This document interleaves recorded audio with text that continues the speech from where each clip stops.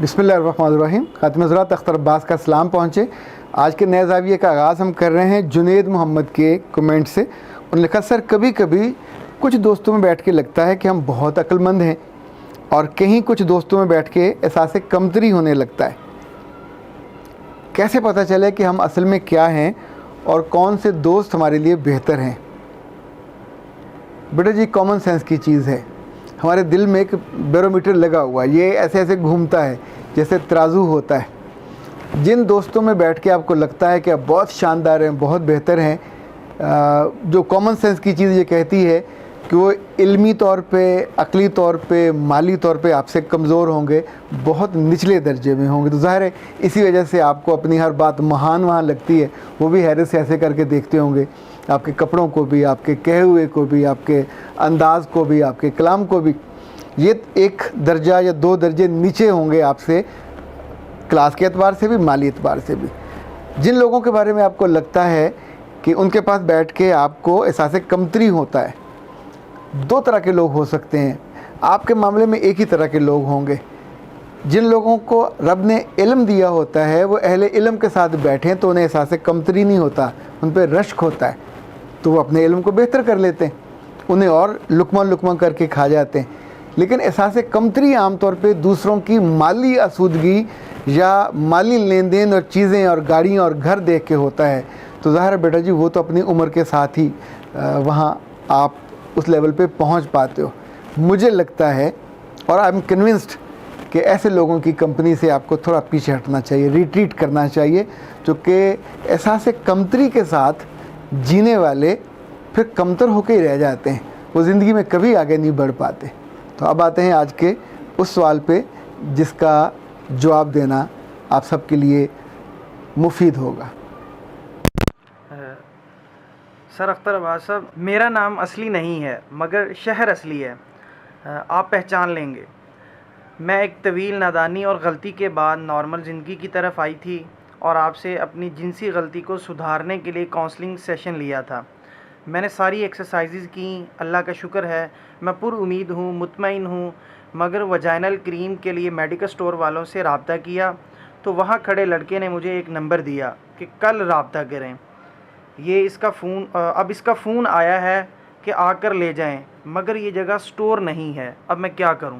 खातिन हज़रात, इस एक बच्ची के सवाल से आपको अंदाज़ा हुआ होगा कि लड़कियों की ज़िंदगी कितनी मुश्किल में और कितनी अज़ाब में होती। अगर अल्लाह इन पे मेहरबान रहे और ज़िंदगी इनकी आसान चलती रहे तो बहुत ही खुशबख्ती है।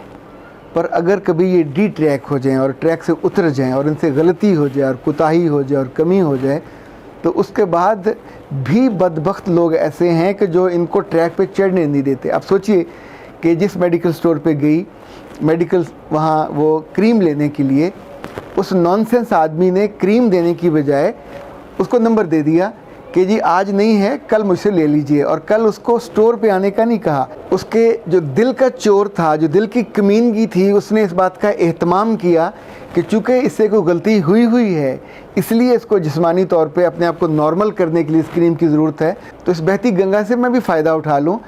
अब ये कोई नॉन मुस्लिम नहीं है, ये कोई दुश्मन मुल्क का एजेंट नहीं है, आपके अपने ही मुल्क के लोग हैं। आप सोचिए कि इस माइंड के सेट के साथ जब लड़के बड़े हो रहे होते हैं और वो ज़िंदगी में, अखलाक में, किरदार में, मिजाज में, मॉरलिटी में ज़ीरो पे हों, तो फिर वो शिकारी बनते हैं। और शिकार बनने वाली बच्चियाँ उनके अपने मुल्क की होती हैं, उनके अपने शहरों की होती हैं, मुमकिन अपनी बरादरी की हों, ये तो इनके अपने ख़ानदान की भी हों तो भी कभी ना छोड़ें। इसलिए मैं लड़कियों से कहता होता हूँ कि बेटा इन लोगों से रब्ता कर। अभी जो आपका दिल धड़का है, आपको फ़ौरन एहसास हुआ कि ये बात ठीक नहीं है, यानी जिस स्टोर पे आप गए थे आपको वहीं से मेडिसिन मिलनी चाहिए थी, अगर नहीं मिली तो फ़ोन नहीं मिलना चाहिए था। कोई स्टोर वाला फ़ोन नहीं देता, फ़ौरी तौर पे उसी काउंटर पे उस आदमी को बताना चाहिए था कि आपके बंदे ने ये मुझे फ़ोन दिया रब्ता करने के लिए। अब भी कुछ नहीं बिगड़ा, उसके मालिक को बताना चाहिए ताकि ऐसे लोगों की सरकूबी की जाए और इनकी सरजनिश होनी चाहिए। दूसरा बेटा बात याद रखिएगा, ये नौबत तब आती है जब हम कहीं कमी और कोताही में होते हैं। अगर आपने पहले ही नॉर्मल ज़िंदगी इख्तियार की होती, आपका दिल पहले ही सही बात पे धड़का होता, आपने ठीक बंदे का इंतखाब किया होता, आपने ना जिनसी गलती की होती ना जिस्मानी गलती की होती, जिस परेशानी से आप दोचार हुए हो, ये तो समझें कि अगर आप किसी डॉक्टर के पास जाते वो भी आपको शर्मिंदा करता, किसी ख़ानदान में किसी आप अजीज़ा से मशवरा करते वो आपको पंजाबी में कहते हैं पांड के रख देती, आपको जगह जगह रुस्वा कर देती, किसी सहेली से जिक्र करते तो वो आपकी कमज़ोरी को पकड़ के मज़े ले ले के बयान करती। ये इशू ऐसा होता है कि इसमें स्वयं घुट घुट के मरने के आपके पास वे आउट कोई नहीं होता। सो जब मेरे पास आप लोग आते हो, मैं कोशिश करता हूँ कि आपको कुछ ऐसी एक्सरसाइजेस बता दूँ जिससे आपका जिस्म नॉर्मल हो जाए और आप अपनी शादीशुदा ज़िंदगी, नई शादी के लिए, नई ज़िंदगी के लिए एक नॉर्मल अंदाज में आगे बढ़ पाओ, ना आपको दिक्कत हो, ना आपको फिर जवाब देना पड़े। पर उसमें पहली शर्त तो यही होती है ना कि आप अल्लाह से तौबा करते हो, इस्तग़फ़ार करते हो और वादा करते हो कि आइंदा मैं कभी ज़िंदगी में ये गलती नहीं करूँगी। क्योंकि माफ़ी मिलने के बाद फिर इंसान उसकी रेमेडी करता है, फिर उस एक्सरसाइजेज़ को करता है। आमतौर पे 1 महीने की एक्सरसाइजेज़ के बाद ये चीज़ नॉर्मल हो जाती है। इस बच्ची के इसरार पे मोर ओवर के तौर पे से मैंने क्रीम सजेस्ट की थी जिसको लेने के लिए वहाँ गई।